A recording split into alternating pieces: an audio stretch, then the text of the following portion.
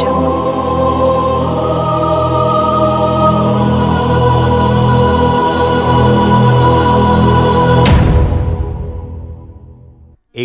लंबी अवधि के पश्चात हम पुनः व्यक्ति और व्यक्तित्व कार्यक्रम लेकर आपके बीच हैं। व्यक्ति और व्यक्तित्व के कार्यक्रम में मूलतः तो साहित्य जगत के मूर्धन्य साहित्यकारों पर ही हमने इसे केंद्रित किया हुआ है।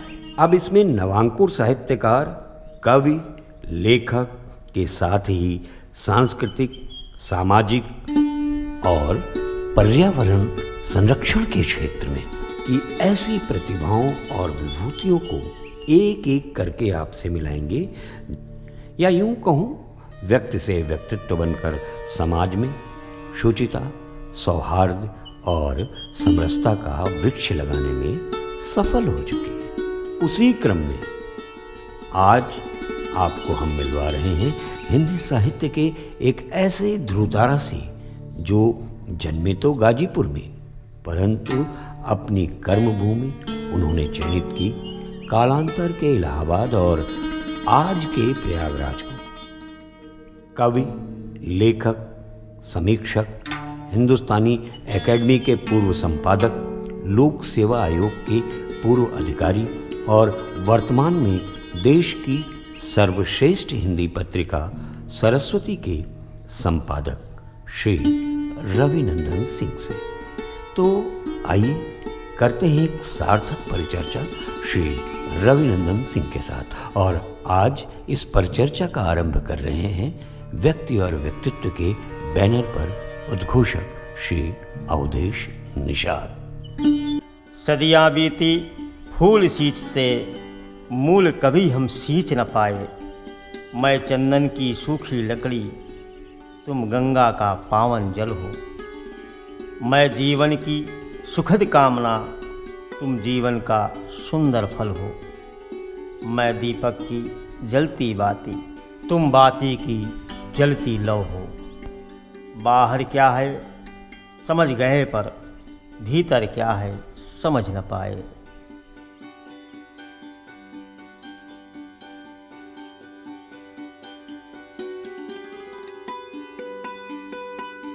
नमस्कार मित्रों, जब व्यक्ति अपने व्यक्तित्व को निखार कर इस समाज को नई दिशा व दशा प्रदान करता है, वही व्यक्ति समाज को और अपने व्यक्तित्व के द्वारा एक ऐसे समाज का निर्माण करता है। कुछ ऐसे ही व्यक्ति और व्यक्तित्व के द्वारा हम आपको ऐसे व्यक्तित्व से आपका साक्षात्कार करा रहे हैं जो स्वयं तो रवि हैं और अपने प्रकाश से इस समाज को साहित्य के द्वारा प्रकाशित कर रहे हैं। जी हाँ, वो साहित्यकार के नंदन है। मैं श्री रविनंदन जी की बात कर रहा हूँ। रविनंदन जी, आपका अभिनंदन, आपका अभिनंदन, आपका अभिनंदन। रविनंदन जी, मैं चाहूँगा आप अपने शब्दों में अपना जीवन परिचय हमारे दर्शकों को बताएं।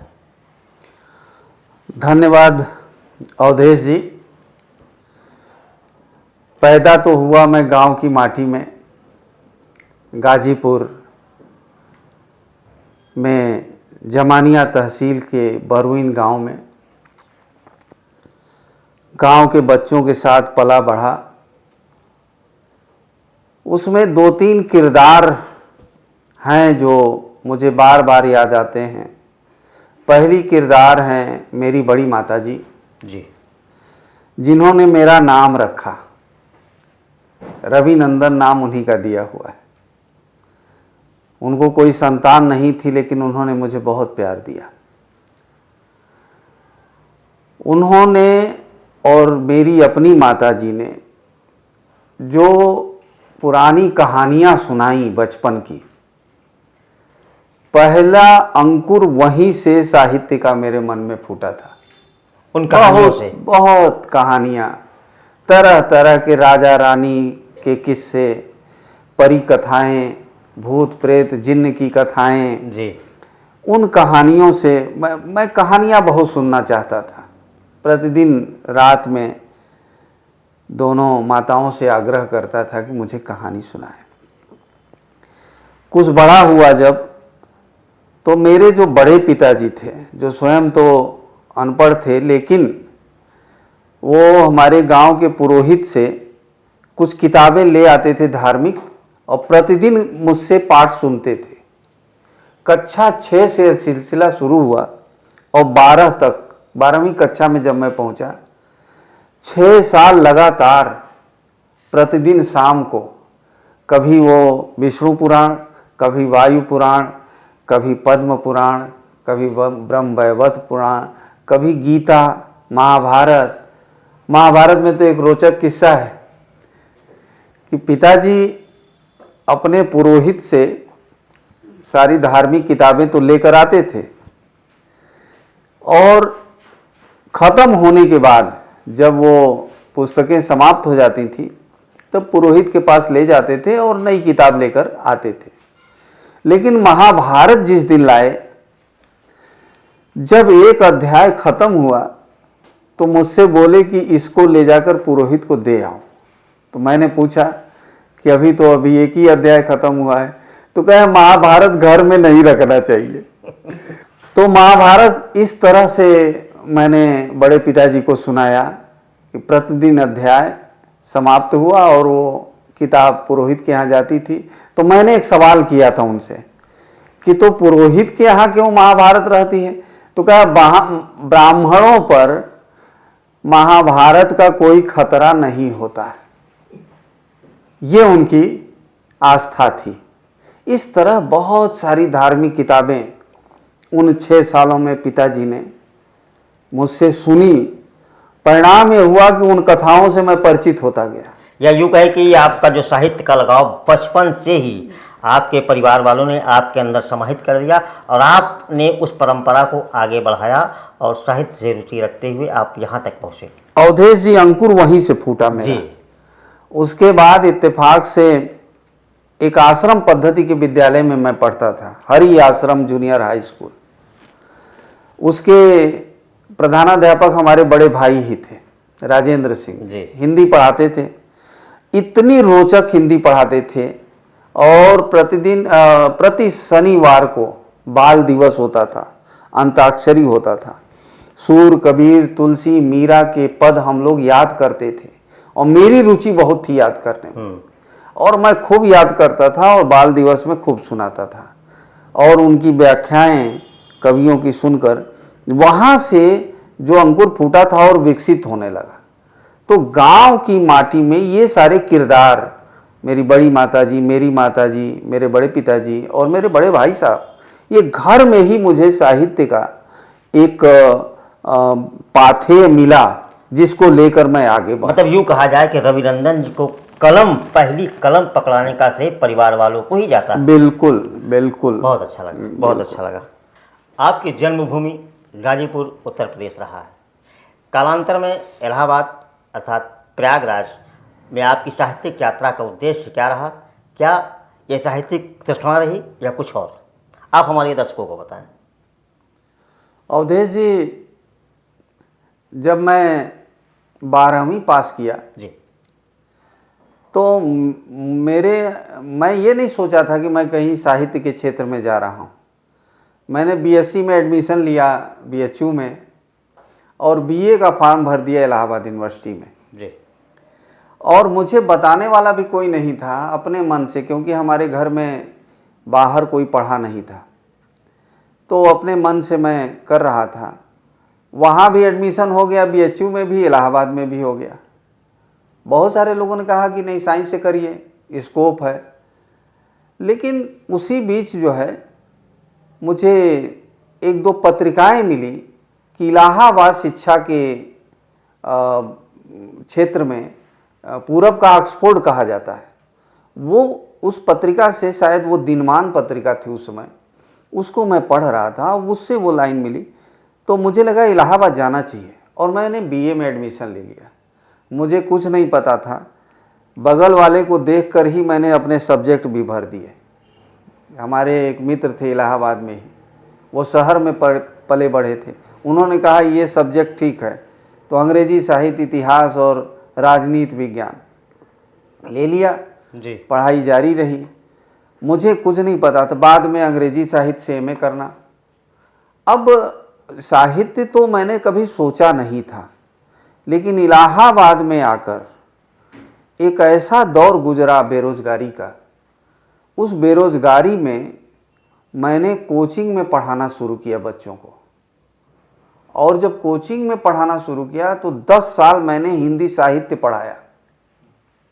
आश्चर्य है कि मैं उस समय हिंदी साहित्य का विद्यार्थी नहीं था। नहीं थे। हिंदी साहित्य में एमए बाद में किया, नेट बाद में किया, और आज की डेट में जब मैं बीआरएस लिया हूँ तब मैंने रिसर्च जो हमारा इनकम्प्लीट था फिर से पूरा कर रहा हूँ।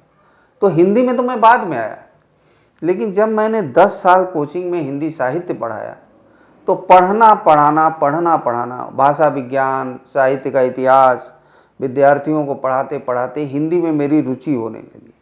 और यहाँ के साहित्य जगत से भी मैं बहुत परिचित नहीं था।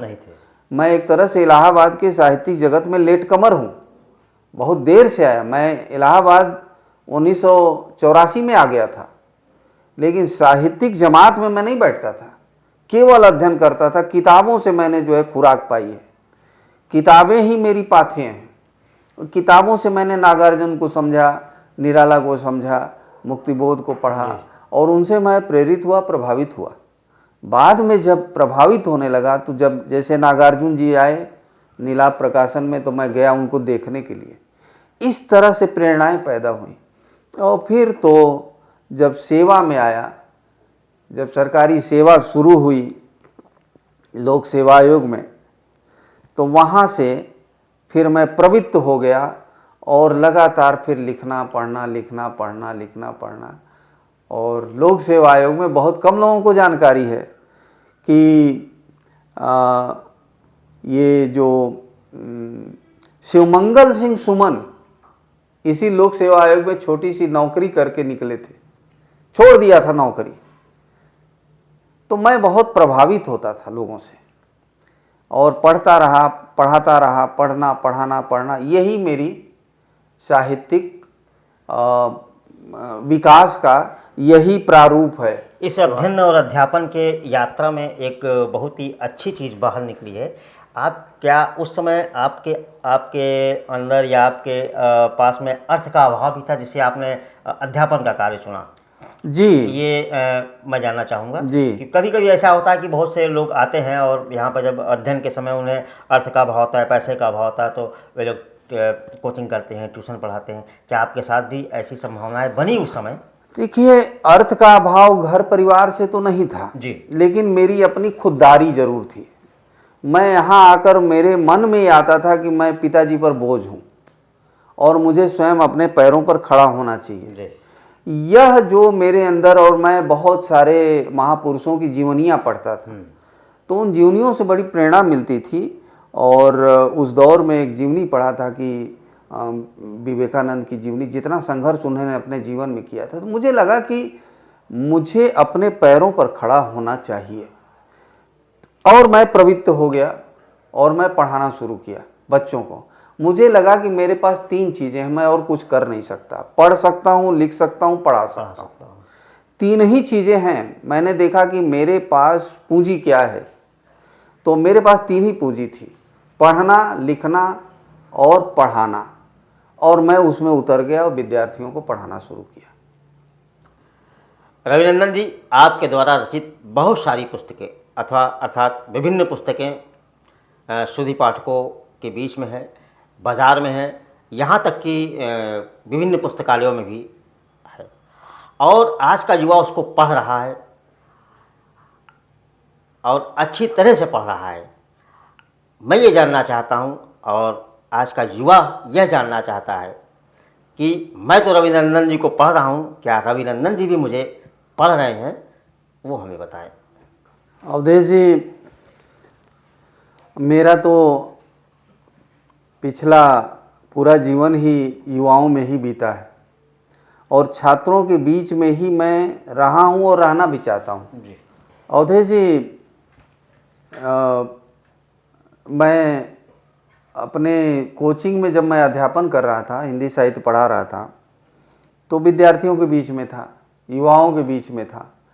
और आज भी मैं उनके बीच में ज़्यादा सुकून पाता हूँ, क्योंकि उनके पास नए विचार हैं, नई हवा है, ताजगी है, वो देश दुनिया से जुड़ रहे हैं।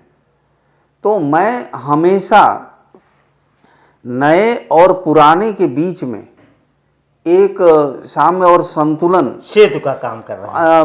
बनाकर मैं चलता हूँ। जी मैं उन लोगों के चरणों में बैठा हूँ, बहुत करीब से देखा हूँ विद्वानों, जैसे संस्कृत के विद्वान थे जगन्नाथ पाठक जी, जी प्रोफेसर पाठक जी, उर्दू के शमसुर रहमान फारूकी साहब, और अंग्रेजी के विद्वान मानस मुकुल दास जी हमारे गुरु, और अमर सिंह जी।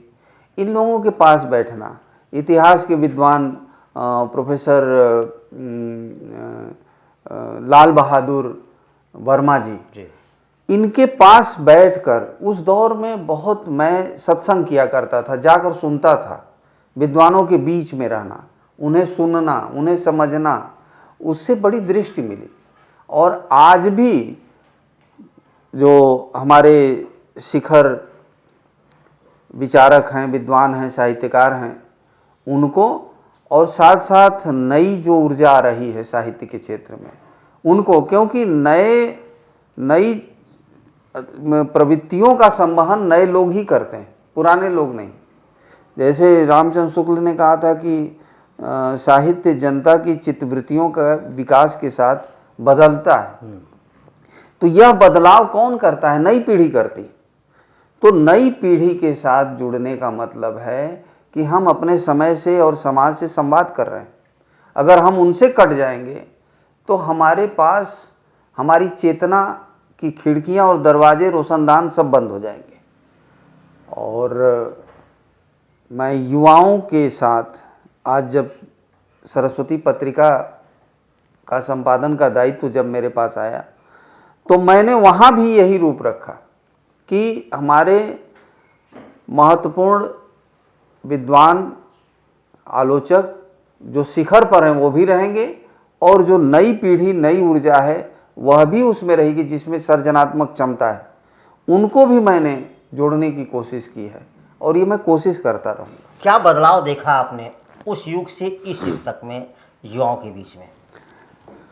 देखिए, मैं तो साहित्य की दृष्टि रखता हूँ, और साहित्य की जो मेरी समझ है कि समाज के अंदर क्रिया और प्रतिक्रिया चलती रहती है। अवश्य।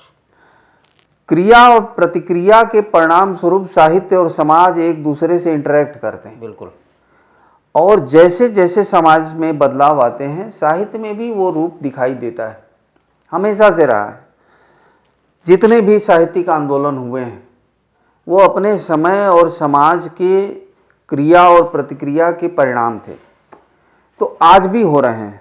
और ये बदलाव, यही सबसे बड़ी चीज़ है साहित्य की, कि वाद विवाद और संवाद की जो कड़ियाँ हैं वो हमेशा जुड़ती रहेंगी, और सिलसिला है वो हमेशा जारी रहेगा। आज के इस युग को साहित्यिक दृष्टि से आप किस काल में रखना चाहेंगे? देखिए, यह तो साइबर एज है, साइबर तकनीक का एज है, और आज तकनीक बड़ी महत्वपूर्ण हो गई है, जी, जो साहित्य को भी प्रभावित कर रही है। पत्र पत्रिकाओं से ज़्यादा लोग सोशल मीडिया पर समय दे रहे हैं। आने वाले समय में सोशल मीडिया और शक्तिशाली होता जाएगा। जो पत्रिकाएं पहले निकला करती थीं, जैसे हम उदाहरण के लिए सरस्वती को ही लें, जी, जब सरस्वती शुरू हुई थी तो 8-10 पत्रिकाएं देश भर में थीं, जी, और कोई मनोरंजन का साधन नहीं था, सूचना के और साधन नहीं थे, कुछ पत्र थे, कुछ पत्रिकाएं थीं। आज हर आदमी की जेब में जो मोबाइल है वो पूरी दुनिया को झांकने के लिए सबसे बड़ी खिड़की हो चुका है। तो अब हम पत्रिका का इंतजार जब तक करेंगे, उसके पहले सारी इन्फॉर्मेशन आपके पास आ जाती है। पहले ऐसा नहीं था, पहले सारी सूचनाएं हम पत्र पत्रिकाओं से लेते थे। पत्रिका तो आ रही है 1 महीने बाद और आप परिचित हो जा रहे हैं सारी गतिविधियों से। तो आने वाले समय में तकनीक और तीव्रता ये दोनों साहित्य को प्रभावित करेंगे और साहित्य इस तकनीकी माध्यमों के द्वारा समाज तक पहुंचने में मैं समझता हूं कि जितना पत्रिकाएं नहीं पहुंची उससे ज़्यादा ये कामयाब होगा, यह माध्यम सोशल मीडिया। तो क्या ऐसी संभावना नहीं बनती कि सोशल मीडिया के द्वारा साहित्य का ह्रास हो रहा है? नहीं, ह्रास नहीं हो। देखिए, मेरा ये मानना है कि ह्रास वाला जो बिंदु है इसमें ऋग्वेद में ही ह्रास है। वहाँ पर ऋत के पतन की बात, वो चिंता आती है कि शायद आने वाले समय में पतन हो जाएगा, ऋत का पतन, व्यवस्था का पतन, नैतिक व्यवस्था का पतन। लेकिन हुआ नहीं। ऋग्वेद जब बहुत पहले लिखा गया, श्रीमद् भागवत पुराण में कलयुग वर्णन है, उसमें भी पतन का आलाप है। नैषध चरित में कलयुग वर्णन है, वाल्मीकि रामायण में भी कलयुग वर्णन है शुरू में कि कलिकाल आएगा और सब कुछ जो है ध्वस्त हो जाएगा। तुलसीदास ने भी उत्तर कांड में कलयुग वर्णन किया है और बड़ा भयावह वर्णन किया है। इन वर्णनों से तो यही लगता है कि हर काल का साहित्यकार चिंतित रहा है कि शायद पतन हो रहा है। पतन होता नहीं है। मानव सभ्यता रमा पिथेकस आदि मानव से शुरुआत हुई और आज हम विकसित होते जा रहे हैं। परिवर्तन होता है, परिवर्तन होगा, नए विचार आएंगे, नए आंदोलन बनेंगे। साहित्य में भी, काव्य साहित्य के क्षेत्र में भी नए नए जो है आंदोलन होंगे, परिवर्तन होंगे, लेकिन विकास होगा। ये उसी तरह से समझिए संक्षेप में कि वाल्मीकि के लगभग 700-800 साल बाद कालिदास है जी।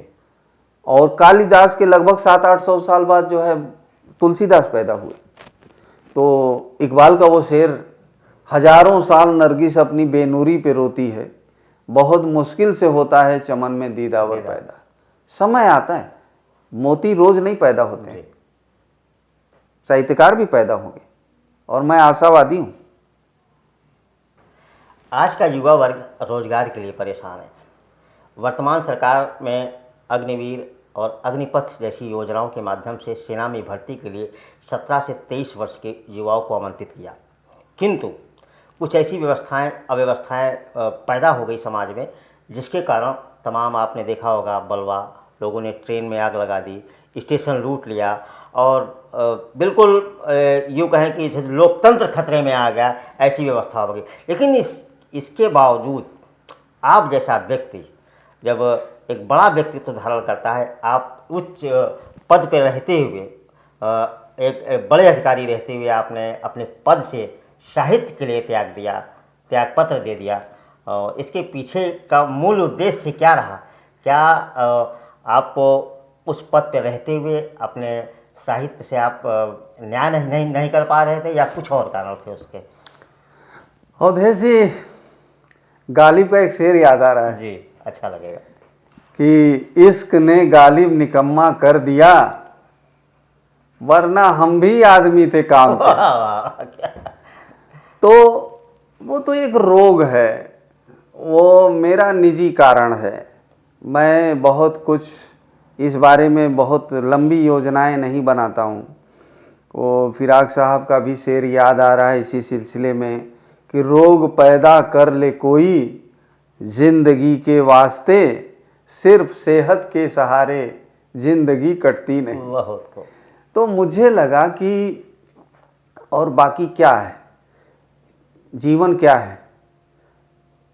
जीवन तो हमारे तमाम साहित्य में लिखा है। मीर ने लिखा है कि नमूद करके वहीं बहरे गम में बैठ गया, कहे तो मीर भी एक बुलबुला था पानी का। तो बुलबुला ही तो है, एक छोटा सा जीवन है, इसी जीवन में सब कुछ करना है, बहुत सारी चीज़ें सोचता है आदमी। तो मैंने सोचा, और एक वो देखिए कितना अच्छा शेर अकबर इलाहाबादी ने कहा, क्या कहें अहबाब क्या कारे नुमाया कर गए, बीए किया नौकर हुए, पेंशन लिए और मर गए। तो मैं इस जिंदगी को कभी नहीं स्वीकार कर सकता कि बस पेंशन लिए और ख़त्म हो जाएगी कहानी। मैंने इसीलिए सोचा कि जो थोड़ा बहुत समय है मेरे पास, मैं क्यों न किताबों को दे दूं, क्यों न मैं उसको दे दूं जो मेरा पैशन है, मेरी अभिरुचि है। और इसलिए मैंने सोचा कि अब एक अच्छा मौका है। और इसके पहले भी मैं इस्तीफा दे चुका था। एक समय था कि मैंने इस्तीफा भी दिया था, नहीं स्वीकार हुआ। लेकिन जब वीआरएस अप्लाई किया और हो गया तो उससे दो लाभ हुए। एक तो जो पेंशन है सुरक्षित जितना मिलता है उतने में घर परिवार, और साथ साथ मैं स्वतंत्र हो गया उड़ान के लिए, मुक्त गगन के लिए। अब मैं चाहे जितना पढूं लिखूं, कोई बंदिश नहीं है। तो इसलिए मैंने ये किया। ये नितांत निजी मामला है, ये सबके ऊपर लागू भी नहीं होता है। और निजी कारणों से, क्योंकि मेरी अभिरुचि यही थी, किताबें मुझे खींचती थी। आपकी कलम, आपके विचार बिल्कुल स्वतंत्र हो गए। बिल्कुल बिल्कुल, इसलिए मैं। हमारे दर्शकों का भ्रम पूरी तरह से टूट गया। आपके त्याग की भावना ही आपको उत्तुंगता की ओर अग्रसरित करती है। जैसा कि जब राम ने राज का परित्याग किया और राम वन को गए, तब वो भगवान श्री राम बन गए। इसीलिए हम सब अपने अंदर त्याग की भावना को पैदा करें और इस समाज को दिशा और दशा दें। अब मैं इस कार्यक्रम को आगे बढ़ाने के लिए, अगले प्रश्न के लिए, इस कार्यक्रम की परिकल्पना जिन्होंने अपने अंदर लाई, व्यक्ति से व्यक्तित्व तक के, मैं उनको सादर आमंत्रित करना चाहूँगा अगले प्रश्न के लिए। और वो बहुत ही अच्छे उद्घोषक, वरिष्ठ साहित्यकार, कवि, या यूँ कहे बहुआयामी प्रतिभा के धनी। जी हाँ, मैं आमंत्रित करना चाहूँगा आदरणीय श्री संजय पुरुषार्थी जी को। आप आएँ और इस कार्यक्रम को आगे बढ़ाने में अपने प्रश्नों के योगदान के माध्यम से अपना महत्वपूर्ण योगदान दें। आदरणीय श्री संजय पुरुषार्थी जी। चिंता नहीं, एक दिन फिर से रात अमावस आएगी। चिंता नहीं कि एक दिन आकर आंधी मुझे बुझाएगी। चिंता यही कि संग संग मेरे बाती को भी जलना है। कई तरह की कोशिश करके तिनका तिनका बना घोंसला। जब भी हुआ पराजित मन से अंदर से ही उगा हौसला। काफ़ी बदल गया हूँ अब तो, काफ़ी बदल गया हूँ अब तो, काफ़ी मुझे बदलना है। जब भी काटा गया शाख से फिर धरती से उगाया। जब भी सोचा नहीं हुआ तब समाधान चल कर आया। नई किरण के साथ क्षितिज से कुछ ख्वाबों को ढलना है। ग्रंथों का हर पाठ बाँचते जीवन पूरा बीत गया। जितना बिगड़ गया था पहले अब उतना ही सुधर गया। अभी बहुत कांटे हैं बिखरे, पाँव बचाकर चलना है। एकाकी अनजाने पथ पर कदम मिलाकर चलना है, कदम मिलाकर चलना है।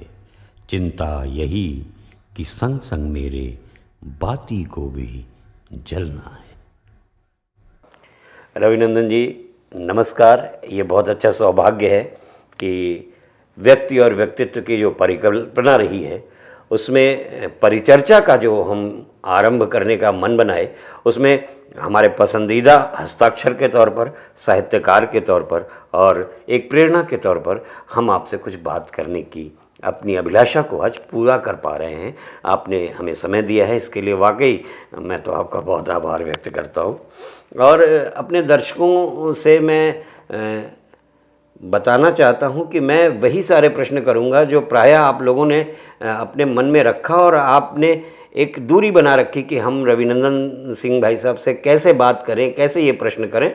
तो हम आज आपकी आवाज़ बनकर आपके दो एक प्रश्नों के माध्यम से रविनंदन भाई साहब से बात कर रहे हैं। और युवाओं का ये प्रश्न है, जैसा कि अभी अवधेश जी ने युवाओं पर अच्छी खासी बात की, आपने बहुत अच्छे प्रेरक दृष्टांत भी बताए। मैं ये जानना चाहता हूँ कि साहित्य के भविष्य और भविष्य के साहित्य पर अगर आप कुछ बताएं तो मेरे ख्याल से अच्छा होगा। देखिए, अंग्रेजी साहित्य का विद्यार्थी रहा हूँ, हिंदी साहित्य पढ़ता पढ़ाता रहा हूँ जी जी जी। और उर्दू साहित्य का भी थोड़ा बहुत मैंने अध्ययन किया। जी जी जी जी। तो मैंने ये देखा कि साहित्य की जो धारा है जी जी। वो क्रमशः चौड़ी ही होती गई है। क्या बात है। जैसे गंगा गंगोत्री से निकली और मैदानी क्षेत्र में आते हाँ आते। क्रमशः उसके पाठ चौड़े होते गए, जी जी। वैसे ही साहित्य में भी पाठ चौड़े होते जा रहे हैं। वाह। जो आप अगर इसका डेटा कलेक्ट किया जाए जी जी हिंदी साहित्य में जी कि पुस्तकें कितनी छपती थी जी। 1900 में, बिल्कुल बिल्कुल बिल्कुल 1950 में और आज, बिल्कुल।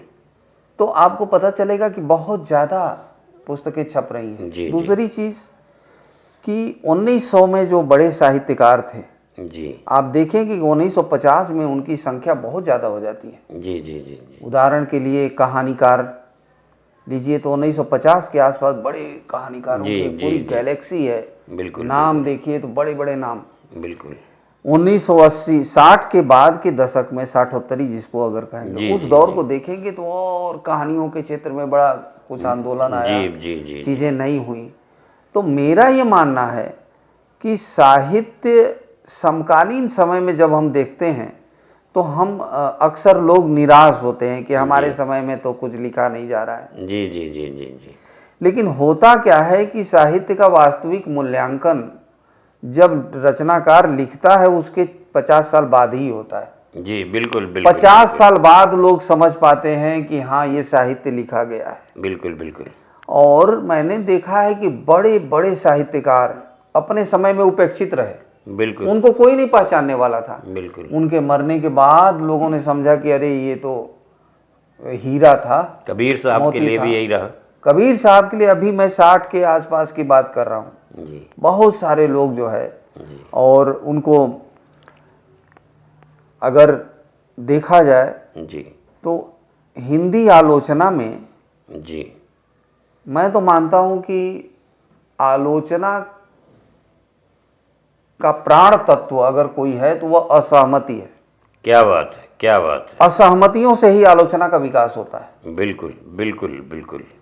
और साहित्य में मैंने देखा है कि विभिन्न प्रकार की स्थापनाएं, अवधारणाएं, विभिन्न तरह के विचार आते हैं, और यही खासियत है कि एक दूसरे से असहमत होने में, असहमत होकर वो साहित्य का विकास ही करते हैं। बिल्कुल बिल्कुल रामविलास शर्मा ने मुक्तिबोध को कवि नहीं माना, बिल्कुल। उनके अपना अपना नजरिया था। जी जी नामवर जी ने मुक्तिबोध का एक बड़ा आकार खड़ा कर दिया। बिल्कुल। तो कभी ये जनक ने जो प्रश्न किया था कि लगता है कि धरती वीरों से खाली खाली है, और उसका उत्तर उनको तुरंत मिल गया कि खाली नहीं होती है धरती। बिल्कुल बिल्कुल बिल्कुल। भवभूति का एक श्लोक ही है जी जी कि उत्पत्सते को अपि मम समाम धर्मा निर्वधि कालो विपुला च पृथ्वी। जी, यह जी, जी। काल आबाद है जी। और धरती विपुला है।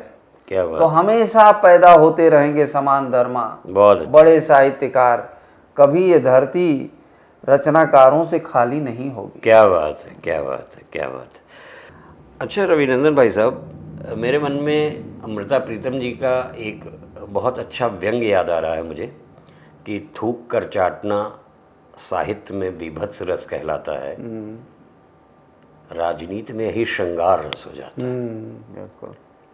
और आजकल के कवि सम्मेलनों के मंच पर हास्य और व्यंग्य के नाम पर जो फुहरता परोसी जा रही है, जो चुटकुलेबाजी हो रही है, वहाँ मरता हुआ साहित्य देख पाने की जो पीड़ा है और उससे कैसे बचाया जाए इस माहौल को, इस पे अगर कोई आप मार्गदर्शन करें हमारे दर्शकों का, हमारा खुद ऐसे बहुत से नवांकुरों का, तो मुझे लगता है कि जो सही दिशा में हास्य व्यंग्य होना चाहिए वो सामने आए। देखिए, हर युग में ये स्थिति रही है। जी जी जी जब अकबर को राजकवि की उपाधि देनी थी जी तो उसको तुलसीदास नजर नहीं आए, सूरदास नजर नहीं आए, कुम्भन दास नजर नहीं आए।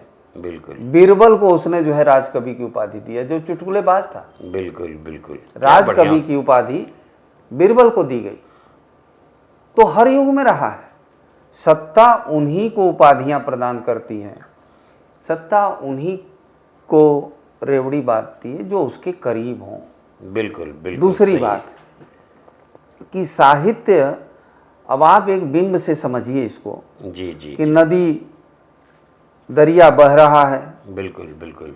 और लहरों पर एक तिनका चल रहा है, क्या कहना।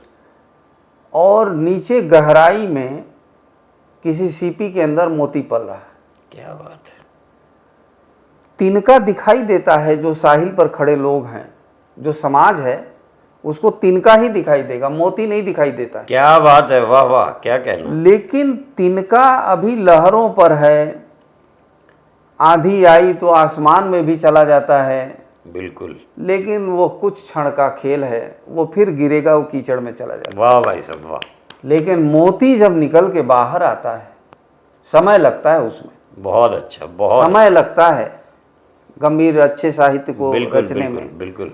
लेकिन जब मोती बाहर निकलता है तो लोगों को अपनी चमक से चमत्कृत कर देता है। बहुत अच्छा। तो ऐसा साहित्य रोज रोज नहीं लिखा जाता, बहुत अच्छा। रोज रोज निराला नहीं पैदा हो। बिल्कुल बिल्कुल बिल्कुल। पंत महादेवी हर जगह नहीं होते। हमारे दर्शक निश्चित रूप से बहुत आह्लादित हो रहे होंगे आपके द्वारा दिए जा रहे उत्तर में। हास्य, व्यंग और चुटकुले के माध्यम से स्वयं को साहित्यकार सिद्ध करने वाले हमारे बहुत से ऐसे हस्ताक्षर आह्लादित हो रहे होंगे। लेकिन जैसे ही आपने बाद में बात की तो मुझे लगा आप पहले उस तिनके के रूप में लहर पर लोगों को बता रहे थे, तृण साहित्य है। और अब आपने समापन जो किया है, गर्व हो उन्हें जिन्हें इस बात की पीड़ा है कि वो मंचों पर नहीं जा पा रहे हैं, वो मोती की तरह अभी तराशे जा रहे हैं। समय की प्रतीक्षा करें, आपका भी समय आएगा। वैसे तो व्यक्ति और व्यक्तित्व के परिचर्चा के कार्यक्रम का बहुत ही सुंदर आरंभ किया हमारे सहयोगी उद्घोषक के तौर पर अवधेश निषाद जी ने। और फिर भी मैं जानना चाहूँगा, क्योंकि आप भली भांति जानते हैं कि मैं एक टीम लेकर ही काम करता हूँ, और हम आप कितनी भी अच्छी परिचर्चा करें और कहते हैं अगर हमारे सामने दर्पण ना हो और हम देख ना पाएँ तो कोई फ़ायदा नहीं है।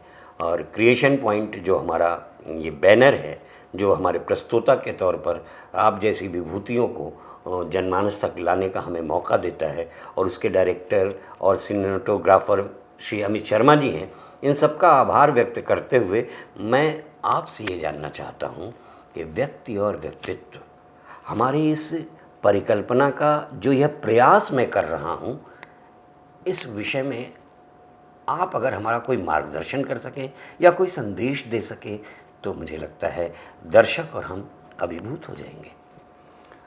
देखिए, आपकी जो परिकल्पना है जी, इस परिकल्पना का जो मैं समझ सकता हूँ आशय, आप लोग तलाश कर रहे हैं उसी मुक्ता की बिल्कुल। कि जो निकले, सामने आए, जो कहीं कहा जाता है कि ऐसे भी साहित्यकार हैं, एक शेर मैंने कभी कहा था जी जी जी कि जो भीख मांगता है गलियों में दर बदर, जी। गर्दन में उस फकीर के हीरे का हार है। हा, क्या बात है। ऐसे हीरे का हार लेकर चलने वाले बड़े रचनाकार हैं, जहाँ तक ये कैमरे नहीं पहुँच पाते। बिल्कुल। तो मैं आपकी टीम को ये साधुवाद देता हूँ जी जी कि आप उनकी तलाश कर रहे हैं, जी उन लोगों की तलाश कर रहे हैं जी जो इस तरह से कहीं जो है गुमनामी में है, लेकिन बड़ा काम कर रहे हैं। जैसे मीर ने एक शेर में कहा इरशाद। कि मीर का एक बड़ा अच्छा शेर है जी कि मत सहल हमें जानो, जी फिरता है फलक बरसों, तब खाक के पर्दे से इंसान निकलते हैं। क्या बात है, क्या बात है। एक लंबे जद्दोजहद के बाद अच्छी रचनाएं पैदा होती हैं बिल्कुल बिल्कुल बिल्कुल। और आपकी टीम वह प्रयास कर रही है कि अच्छे रचनाकार, अच्छी रचना धर्मिता और अच्छे इंसान लोगों के सामने आएं और लोग उनको जानें। तो इस प्रयास को मैं अपनी तरफ से मैं शुभकामनाएं देता हूं, आपकी पूरी टीम को साधुवाद देता हूं और उम्मीद करता हूं कि बहुत दूर तक आपका प्रयास जाएगा और रेखांकित करेगा। क्या बात है, क्या बात है। ये हमारा सौभाग्य है कि हम अपने आज की इस परिचर्चा के क्रम में आपसे ये आशीर्वाद प्राप्त कर सके, शुभकामनाएं पा सके। हमारी टीम भी आह्लादित है। बात आधी रह जाएगी अगर मैं कहूं कि दर्शकों श्रोताओं अब यहीं हम लेते हैं विराम। हम बस लेने ही वाले हैं विराम, लेकिन बात तो तभी होगी जब हम कवि और गीतकार रविनंदन सिंह साहब से अपने दर्शकों को जोड़ पाएँ। एक मुक्तक बनता है और एक गीत बनता है, आपको जो उचित लगे या दोनों उचित लगे तो हमारे दर्शक ज़रूर खुश होंगे, क्योंकि वो कहेंगे बात हमने आधे पे नहीं छोड़ी। किसी को सीढ़ियाँ मिलती, जी, किसी को सांप डसता है। क्या बात है, क्या बात है। लूडो का खेल देखिए, बिल्कुल बिल्कुल। जिंदगी भी एक लूडो का खेल है। क्या बात है। किसी को सीढ़ियाँ मिलती, किसी को सांप किसी को डसता है। सांप डसता है।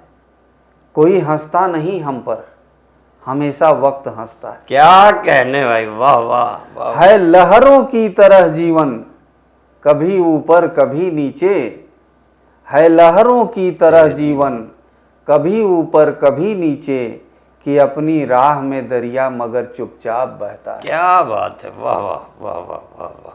तो हमारे सुधी श्रोता और हमारे दर्शक, आपने सुना ना, मुक्तक सुनने का आपको मौका मिल गया।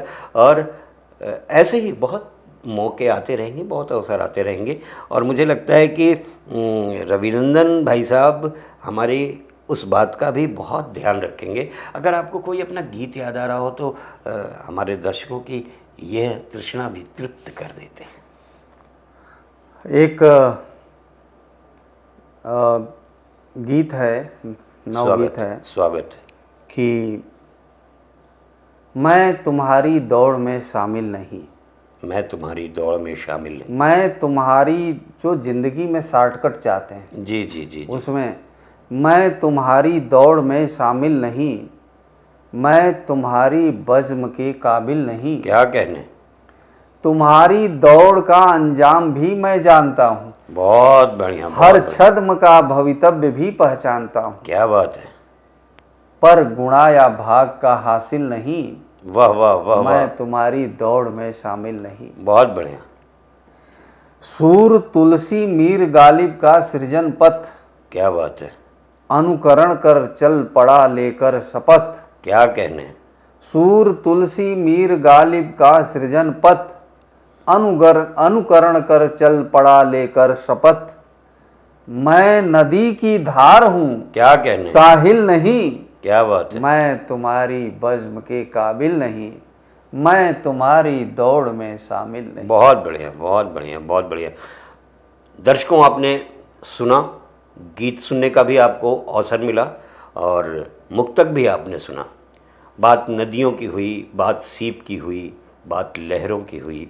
और हम तीर्थराज प्रयाग में बैठे हुए हैं, जहाँ देश दुनिया और हर मन तक, जन जन तक यह संदेश दिया जाता है कि यह मिलाप की संस्कृति प्रकृति बताती है कैसे हो। पानी से पानी मिलता है, यमुना गंगा हो जाती हैं और गंगा आगे बढ़कर गंगा सागर हो जाती हैं। ऐसा संदेश देने वाली हमारी प्रकृति की संपदा जो है वह खतरे में है, और खतरे में हमारा साहित्य का समाज भी है। और उसको बचाने के लिए जहाँ शब्दों के माध्यम से, परिचर्चा के माध्यम से आज हमने आदरणीय श्री रविनंदन सिंह साहब के माध्यम से साहित्य के और समाज के उन चिंतित लोगों को जोड़ा जिन्हें लगता है कैसा होगा भविष्य का साहित्य और कैसा होगा आज का साहित्य। आपके सामने सारे प्रश्नों के माध्यम से रविनंदन जी ने बात सामने रखी। मैं तीर्थराज प्रयाग में बैठा हूँ। मुझे जयकृष्ण तुषार का एक बहुत अच्छा मुक्तक याद आ रहा है, और इस बात को कहते हुए मुझे गर्व हो रहा है कि यह प्रयाग है, यहाँ धर्म की ध्वजा फहरती है। यह प्रयाग है, यहाँ धर्म की ध्वजा फहरती है। यहाँ बहन यमुना आकर गंगा से मिलती है। गंगा केवल नदी नहीं है, शिष्ट नियंता है। यहाँ शंख को स्वर, संतों को ऊर्जा मिलती है। बहुत अच्छा। रविनंदन भाई साहब, आपने हमारे व्यक्ति और व्यक्तित्व के कार्यक्रम में अपना बहुत ही महनीय समय दिया है। हम अपनी पूरी टीम की ओर से और स्वयं मैं आपके प्रति बहुत कृतज्ञता, आभार व्यक्त करता हूँ। तो दर्शकों, ये था हमारा आज का व्यक्ति और व्यक्तित्व का कार्यक्रम, जिसमें हमने आपसे रूबरू कराया, परिचित करवाया, आपस में बैठ के परिचर्चा की श्री रविनंदन सिंह साहब से। उनका जो भी व्यक्तित्व है आप सुन चुके हैं, उनको देख चुके हैं, और हम इस सिलसिले को, इस श्रृंखला को आगे बढ़ाते रहेंगे और अपने अगले एपिसोड में किसी और व्यक्तित्व को भी लेकर आ सकते हैं और किसी नवांकुर को जो व्यक्तित्व बनने के पथ पर अग्रसर है उसको भी ला सकते हैं। आप ऐसे ही देखते रहिए हमारा व्यक्ति और व्यक्तित्व का कार्यक्रम, जिसे क्रिएशन पॉइंट के बैनर पर हम टाइम टू टाइम आपको दिखाते रहते हैं। एक बात और कहनी है, आपकी प्रतिक्रियाओं से हम बहुत आह्लादित होते हैं और हम अपने को समृद्धशाली समझते हैं। आप अपनी प्रतिक्रियाएं देना मत छोड़िएगा, हमें उसी का इंतज़ार रहता है। और इसी के साथ मैं संजय पुरुषार्थी अपने साथी उद्घोषक अवधेश निषाद और अमित शर्मा जी के साथ आपसे लेता हूँ विदा। फिर मिलते हैं बहुत ही शीघ्र। जय हिंद, जय भारत, नमस्कार।